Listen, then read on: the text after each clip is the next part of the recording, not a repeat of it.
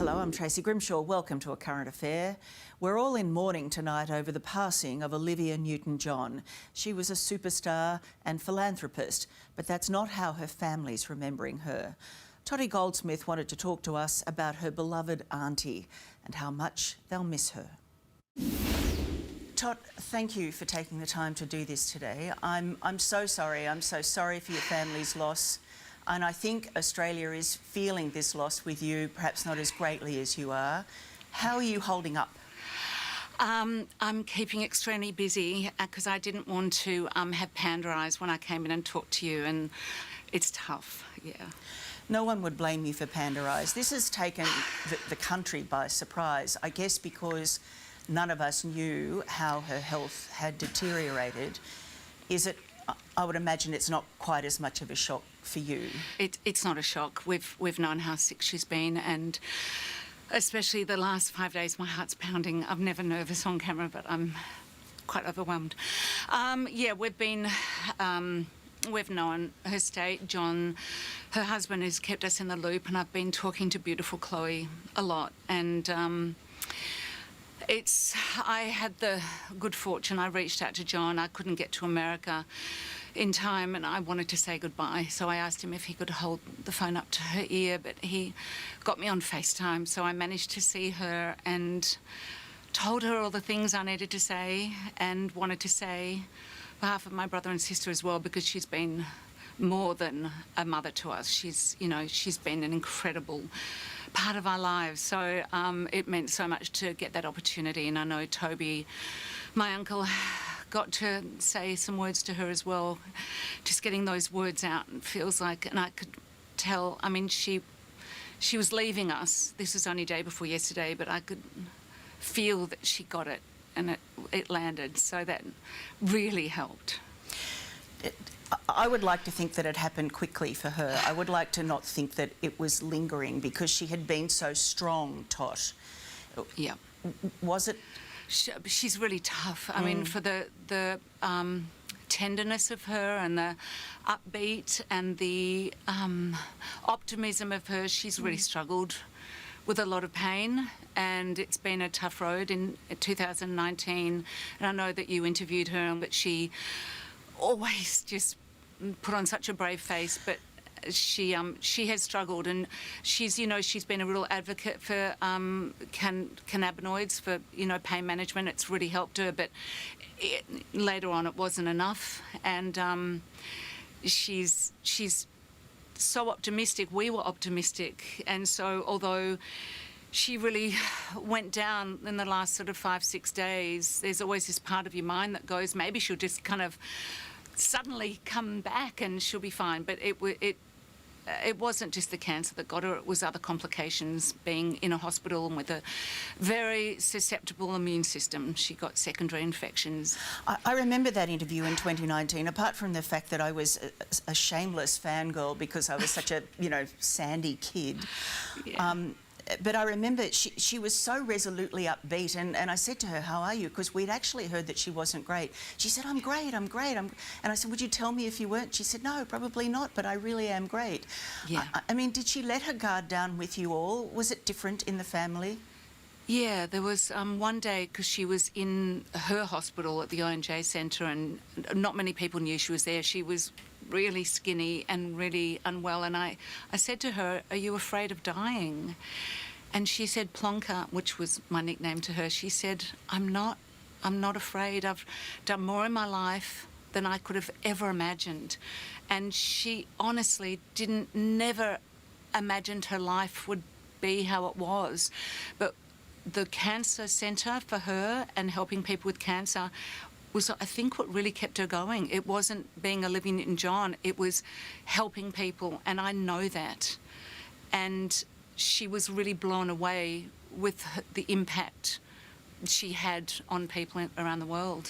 Blown away. That cancer centre, I mean, I've been there, and a very dear a woman to me, like my second mother was treated there, and I thought, if you have to spend time in hospital, you want it to be a place like this. Oh my God, yeah, it was like a hotel. It was so beautiful. Yeah. It was extraordinary. I spent a lot of time in there because I worked with her from the ground up before it was even built. I was there often with her when she was doing rounds, and the way she touched people's hearts. The cancer centre was more important to her than, not her family, you know, Chloe and John and us, but more than her career. And that's what she loved to talk about. I watched her when people came up to her and wanted to talk about her career. She'd always segue it, steer it back into the work she was doing for cancer. She was deeply, deeply passionate about what she could give back to this planet, and she did. Did she know how much she was loved? I mean, I know that she knew how much she was loved by the family. Of course, you're a close, tight family. Did she know how much everybody else loved her, do you think? I think she did. I mean, I remember going on tour with her 10 years ago, and we're at an airport and school kids recognised her. She's going, I can't believe they still recognise me, because, you know, they're still watching Grease, but she still was so beautiful. She didn't lose her beauty. She didn't lose her looks, and she was constantly blown away with the outpouring of love from people.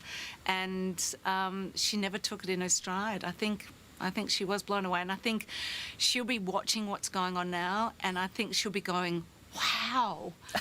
You know, because there was always an innocence in her, a real innocence, but steel at the same time. That's the thing. She was so many big things in such a tiny package. You know, a humanitarian and a superstar and an amazing singer and environmentalist and animal lover. All of these things. She was sort of unstoppable, wasn't she? She was a powerhouse. She was a powerhouse and tender. I mean, I've been talking to all of her closest friends. Her closest friends are like extended family, and she treated them like family, and they feel like family to me and my siblings and our extended family. And she was so tender-hearted and so kind. And I'll give you an example. I was doing a play and she couldn't come to the opening or the show, so she just turned up to a rehearsal. So in her huge schedule, she had time. She was so real. And people would say to me, is she really like that? I'd go, she's really like that and some. Did you worry that she pushed herself too hard? You know, I mean, walking the Great Wall of China, always doing the walk, always... No. I didn't worry. No, I didn't, because that's what made her last as long as she did. It kept her going.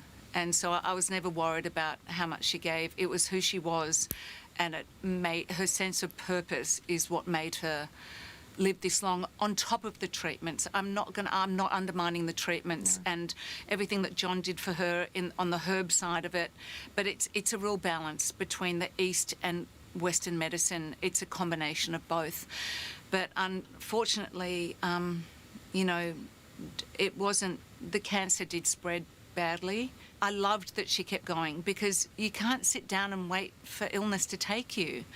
And that's not who I am, that's not who she is, and she led by example. And you've got to keep going. She did look after herself. She was incredibly healthy. And she saw her body as a temple, and she lived, you know, by example, and she was, really, really healthy. But you can't help genetics, you know, can you? You can't. What was she most proud of in her life, Tot? Chloe. She was...